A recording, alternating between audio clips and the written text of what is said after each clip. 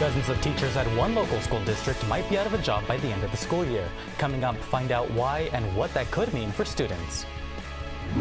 The solar eclipse lives up to all the hype. Coming up, see how the rare event was marked all around the country, including here in Orange County. Our Coneyards live on the south side of Fullerton, where recently a new nature trail has been approved. It's a big win for the city, yet it did not come easily. I'll explain that story, weather and sports, just ahead. From Dodge College of Film and Media Arts, this is Chapman News.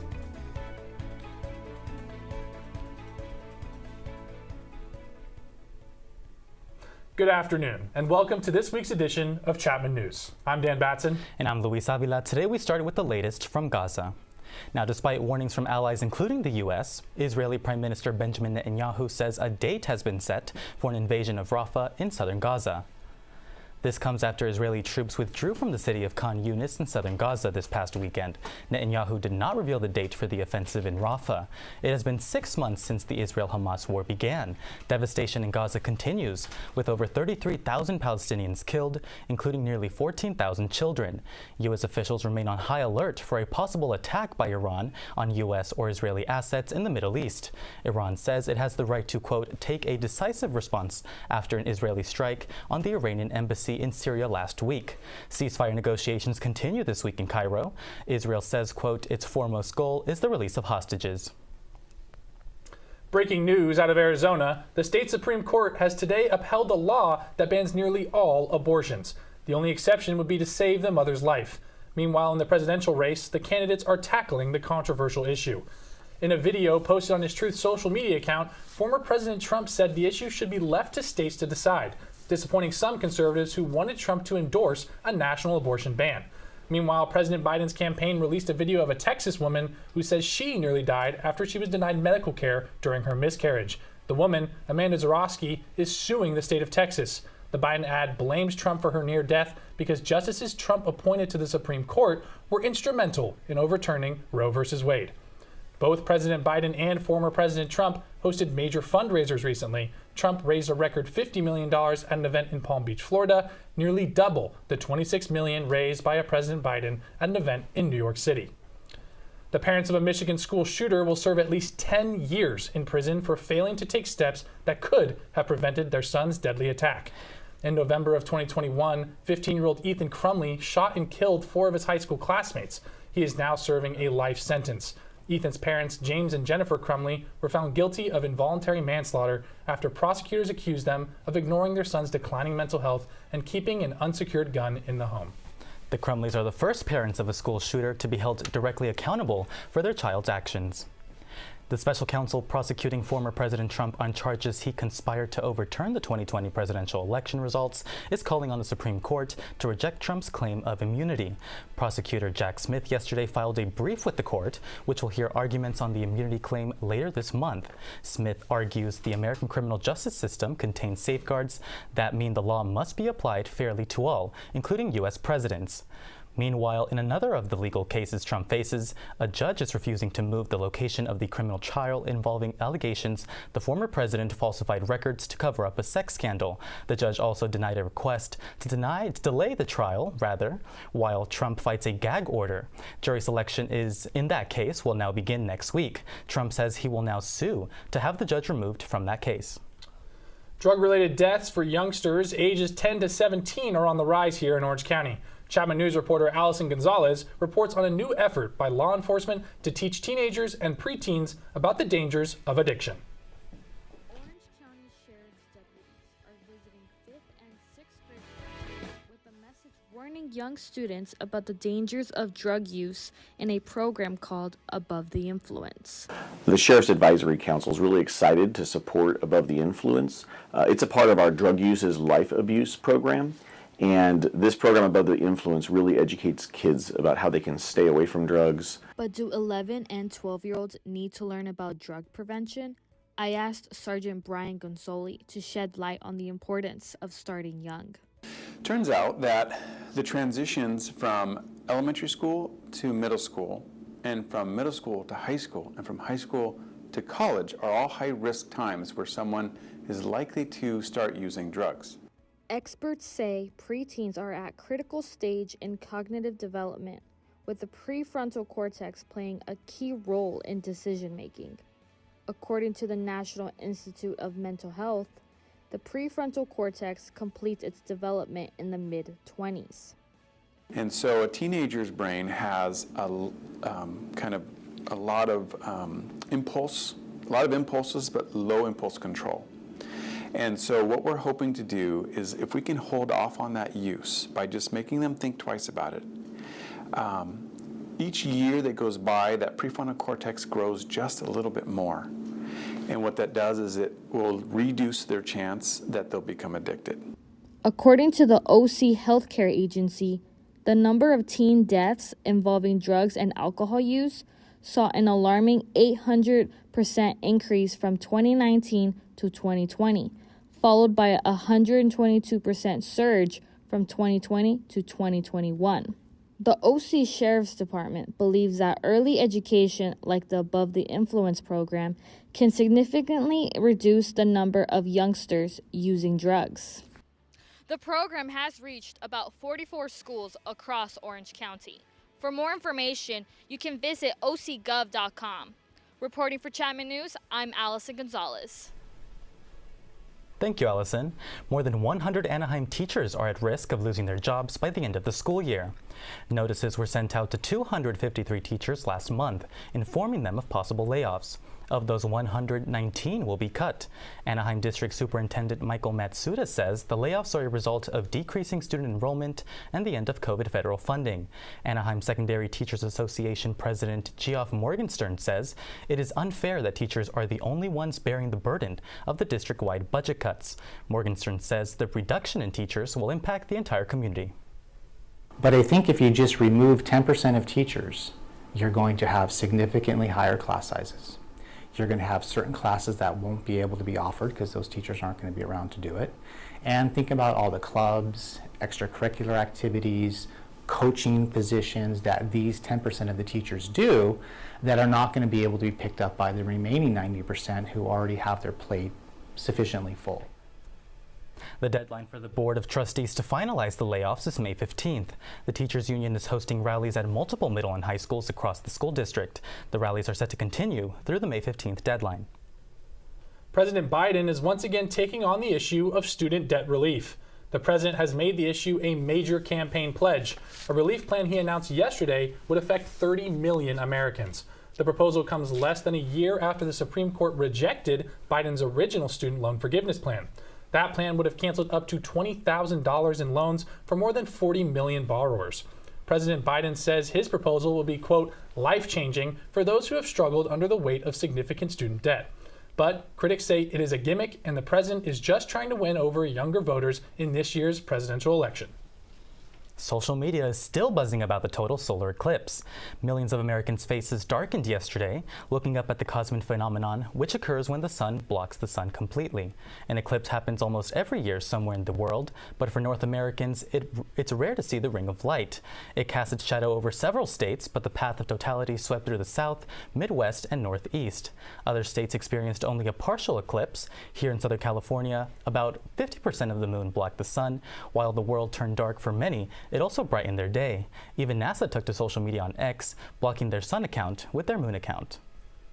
Here in OC, people gathered at a local planetarium to check out the eclipse. Our Tess Martinelli was there for all the fun and excitement, and she has this report. No, those aren't 3D movie glasses, but folks were watching an incredible story unfold right before their eyes. Orange Coast College hosted a free event to observe the rare total eclipse. OCC Planetarium manager Jessica Ardinger says she was excited to see nearly 3,000 people show up. You know, I was kind of urging people to ditch class or, call out sick from work to check it out because you just never know what's going to happen tomorrow, So being able to see the moon pass in front of the sun is pretty rare. Most attendees chose to view the eclipse through paper glasses, while others decided to channel their inner Galileo. We have a ton of different telescopes. We're very fortunate for that. So we're having our telescopes out. We have 4 different varieties for people to look through. The day was filled with smiles, curiosity, and, as Jessica hopes, a newfound interest in outer space. But don't worry if you missed it. If it's any constellation, the next total eclipse in the U.S. will be in 20 years, in August of 2044. This is Tess Martinelli for Chapman News.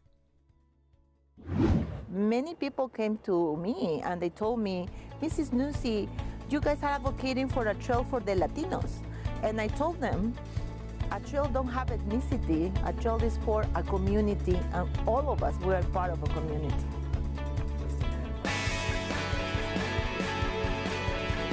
For some Fullerton neighbors.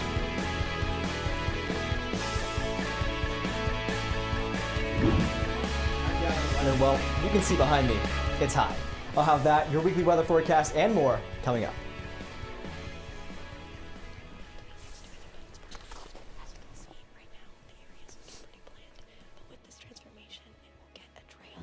The black truck? Hey, Christina from accounting. Yeah, hi. Hey, I used to date a girl named Christina. Oh, really? Yeah, and then she dumped me for my best friend. You want to see some photos of them that I took? I don't. I thought we talked about this, buddy. Buzzed and overshared again? Yeah. Yeah. I'm gonna call a car. That's a smart idea. So yeah, I know, that's why I did it. Hey, you're gonna get back to the top of the mountain.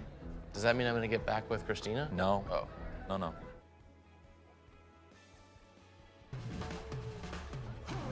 When you adopt a shelter pet, you discover their unique mix of all kinds of traits. Where'd Wiley go? Where's Wiley? Ah, there she is. Paw? Do you remember being an ancient wolf? Do you ever feel the call of the wild? You're a renegade cop, and I'm a con woman with nothing to prove. But together, we could really solve this murder. They're a little bit of a lot of things, but all of them are pure love. 2, 1. A movement to bring more green space to the city of Fullerton is finally seeing progress with the approval of the plan for a new nature trail. Chapman News reporter Alexandra Konyarts is live to tell us what this project means for the city's future. Alex? Thank you, Luis and Dan. After over 3 years of fighting for their dream, residents on the south side of Fullerton can finally expect to see more green space. The City Council approved the revised plan for the second phase of the Union Pacific Trail earlier this year. It will be built right behind me next to Independence Park. As you can see right now, the area is looking pretty bland, but with these renovations, it can expect to have a new trail, a bike lane, as well as at least 176 new trees. I spoke with residents of the community to learn more about what made this trail and project so important. Take a look.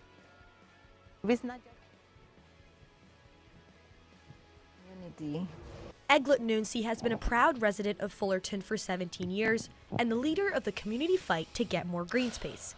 She started pushing for the second phase of the Union Pacific Trail when in 2021, the city received nearly $2 million in state money for the project. For our community, this is a must. But the Fullerton City Council rejected the original proposal, and officials asked if they could repurpose the money for other projects. For longtime Southside resident Veronica Moran, who has been working side by side with Noonsey, this made her feel unheard. Necesitamos áreas verdes para que las personas salgan.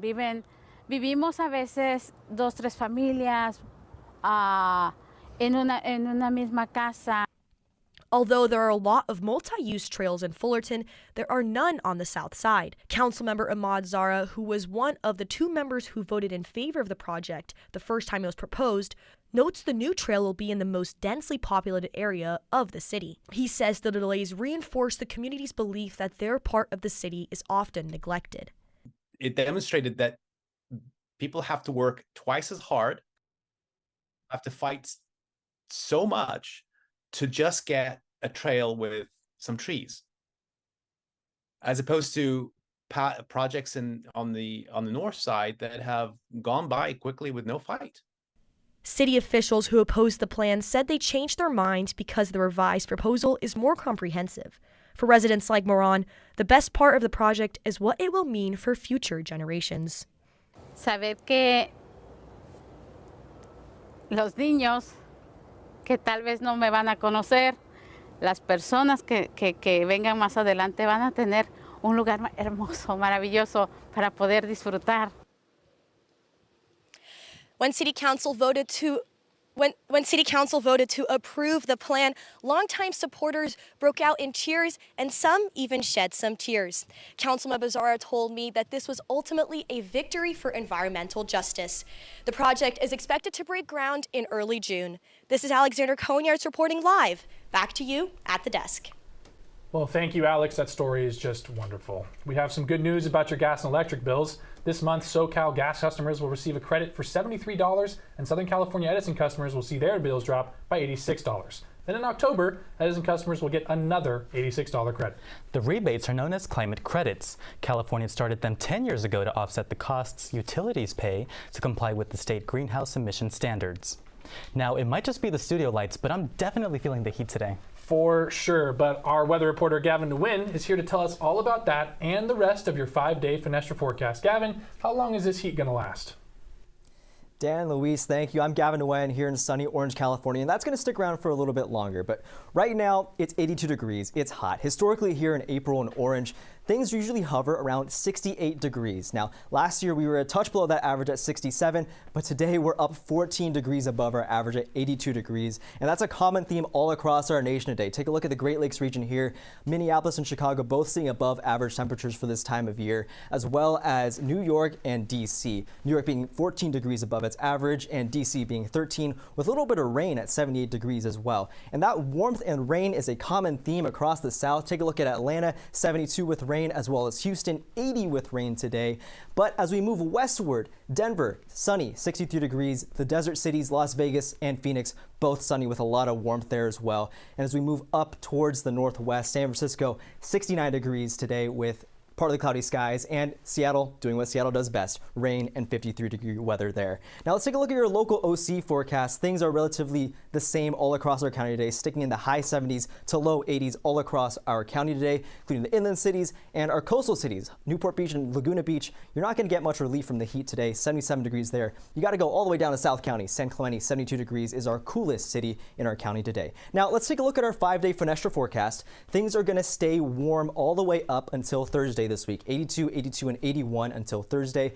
Then it's going to drop down to 71 degrees and partly cloudy skies on Friday, and it will drop a little further as we head into our weekend, 66 degrees there with a chance of rain. Now, it feels like clockwork rain on our weekends, and we'll have to see if that trend holds. I certainly hope it doesn't. Now, I'm Gavin Nguyen with your weekly weather forecast. Dan, Luis, back to you.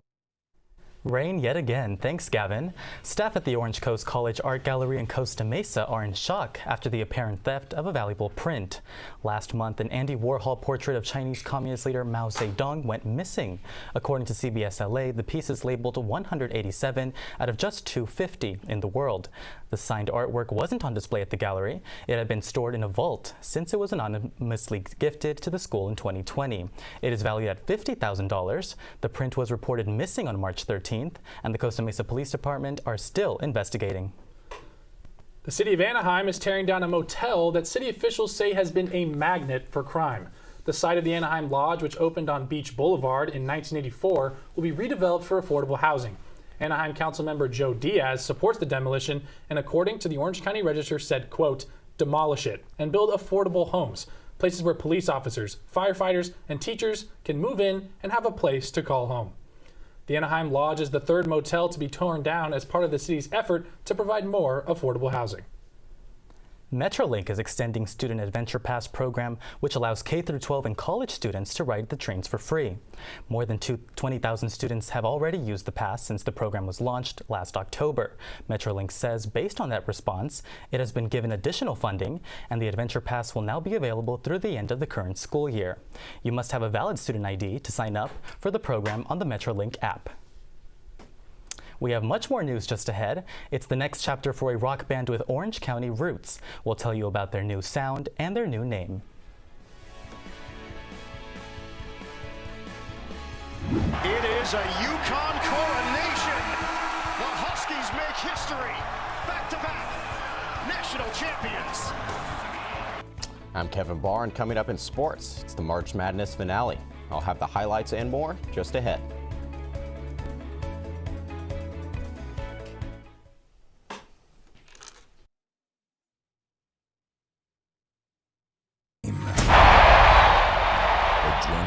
coursing through your body. And you are calling the shots.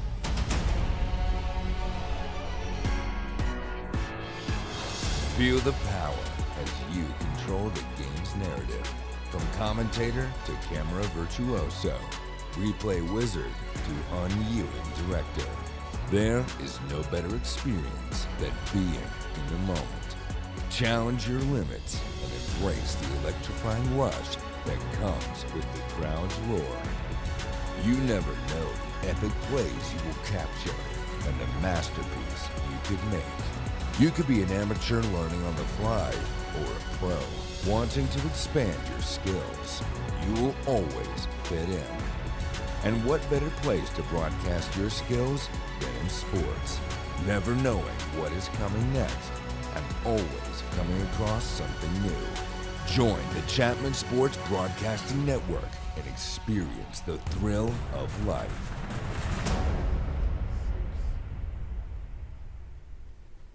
Welcome back. In these times of inflation and ever-increasing prices, the famous 19-cent banana at Trader Joe's was something we could count on, but that's no longer the case.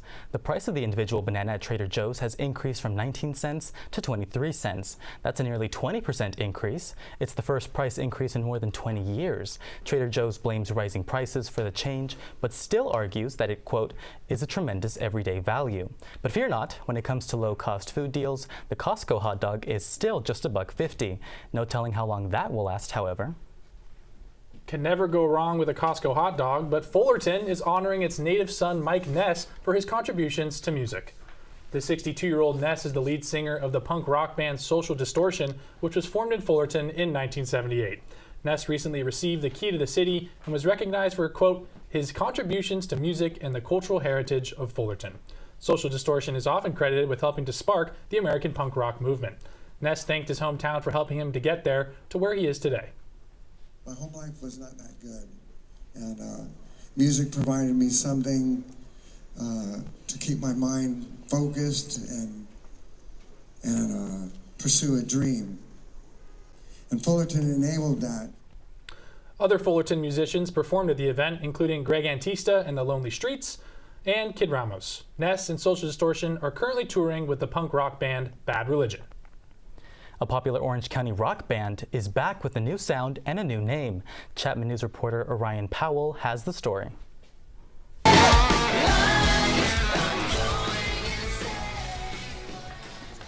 If you've been around the OC rock and metal scene long enough, you may recognize these guys.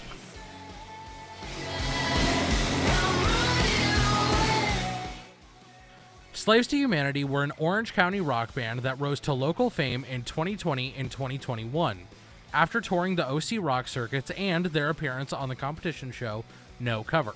One thing that I always loved about Slaves to Humanity was our performance. We always had such a good time performing.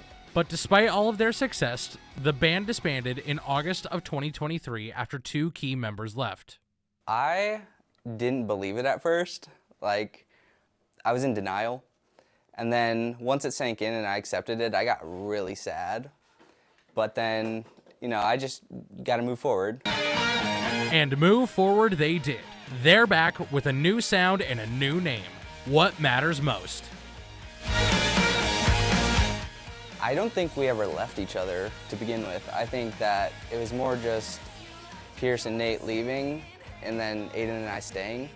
Aiden said in an earlier interview I did with him on my radio show that the name What Matters Most came about after multiple text conversations with the drummer Ryan repeating the sentiment.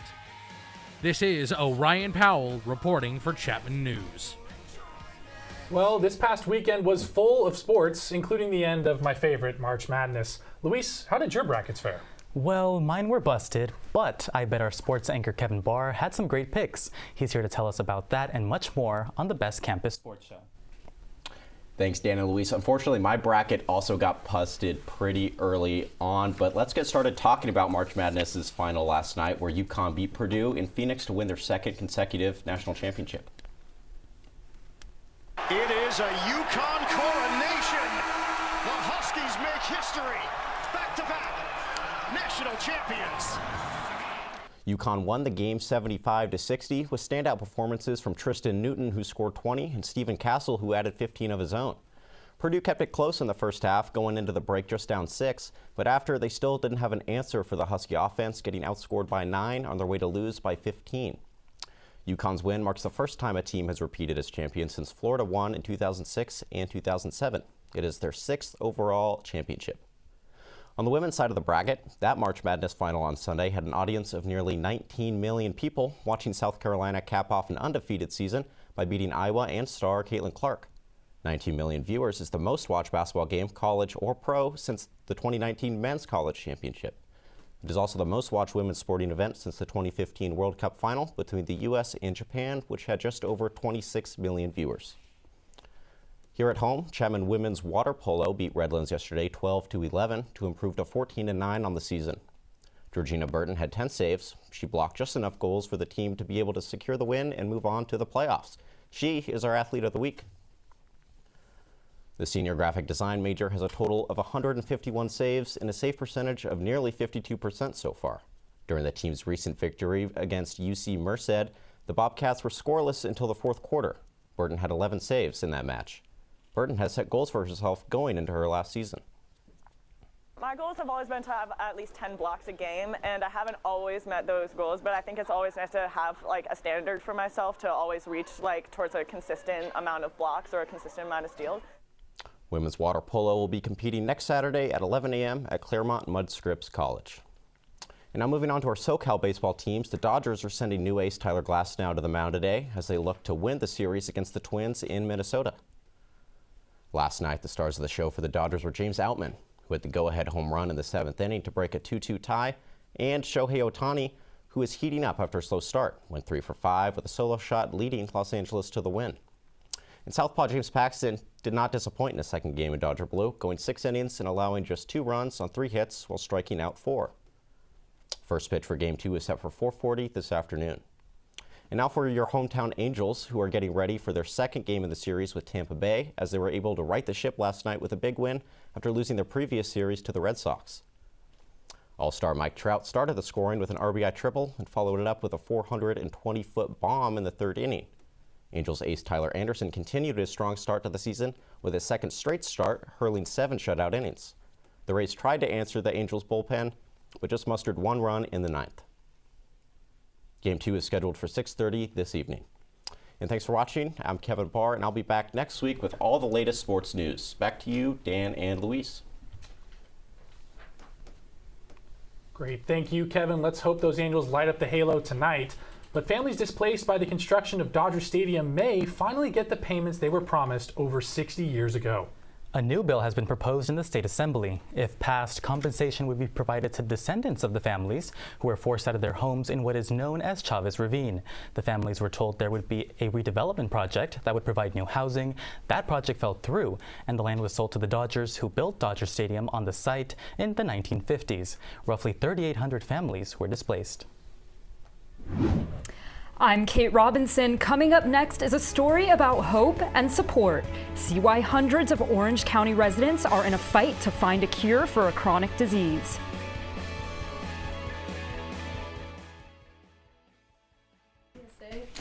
When I was your age, I was just like you, fascinated by stars.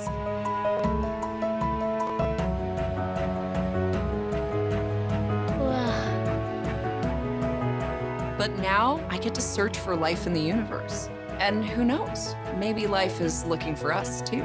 So we're like aliens to them? Yeah. Does anyone want to be a scientist now? I do. Awesome. We need more girls in STEM. Maybe we can find aliens. Chapman Radio stole the show at a recent national college competition in New York City. Our Gaurav Chintamneedi has the story. Chapman Radio's very own Young Dumb Geeked, a weekly program streamed live on the internet on Chapman Radio, recently took top honors as Best College Comedy Program at the Intercollegiate Broadcasting System Awards in New York City. Young Dumb Geeked is a comedy that features 5 students: Jackson Geffen, Jack Sunblad, Marlo Harris Wilson, Daniel Tamariz, Quinn Verboski, who all happen to be roommates. It is written and produced by Chapman students Max Karpman and Bella Gurinsier. The show features the 5 roommates tackling everything from serious political issues to classic roommate issues, all with a comedic Gen Z college student perspective. I think Young Dumb Geek gives people a taste of comedy that they're not usually used to. Many students active with Chapman Radio hope to pursue a career of broadcasting and radio. While the radio audience has been declining in recent years, Chapman Radio General Manager and Young Dumb Geeked co-host Jackson Geffen told me he thinks radio and broadcast will always evolve with the times. I think, traditional FM radio, yes, it's going to die, but something's always going to take its place. The award-winning Young Dumb Geek goes live right over here every Sunday at 10 p.m. And you can tune in live at chapmanradio.live. This is Gaurav Chintamniti reporting for Chapman News. MS Walk is an annual event that supports those with multiple sclerosis. Chapman News reporter Kate Robinson attended the event and has the story. Multiple sclerosis is a disease that affects the central nervous system. The National Multiple Sclerosis Society estimates as many as 1 million Americans are living with MS. There is no cure, but recent advancements have been made to help slow the progression of the disease. Here in Orange County, MS patients and their families gathered recently for the annual Walk MS, an event that is about support and hope. Take a look. Annette Hogan says it was the support of friends and family that gave her the strength to cross the finish line. They're all here. They're my current friends. They are from my work life. They're from all different ways of my life. Diagnosed with MS in 2002, Hogan has been using a wheelchair for nearly 10 years. I want to walk again. Unfortunately, that's a wish that several people with MS also share. And it's why at least 800 people turned out in Costa Mesa last Saturday for Walk MS, an annual fundraising event. We raise funds for research and programs and services. Programs and services to help those living with this disease and their caregivers, and research to find a cure. MS is a chronic disease that affects the central nervous system. Common symptoms include pain, fatigue, and numbness. People are most often diagnosed between the ages of 20 and 40. There is no cure. I have to get everything done early in the morning because of the fatigue. I can't do anything in the afternoons or evenings, so it's really the fatigue, a lot of nerve pain. It's just something new every day. Besides those diagnosed with it, the disease affects the lives of so many more. My mom passed away 14 years ago from MS. Despite the loss and challenges, many people turning out for this event refuse to dwell on the negative. I am one of those believers that does know that everything happens for a reason. I think the challenges in life have so much value if we widen our perception and say, you know what, yes, this is difficult, but I'm going to keep going. And they will keep going, one step at a time.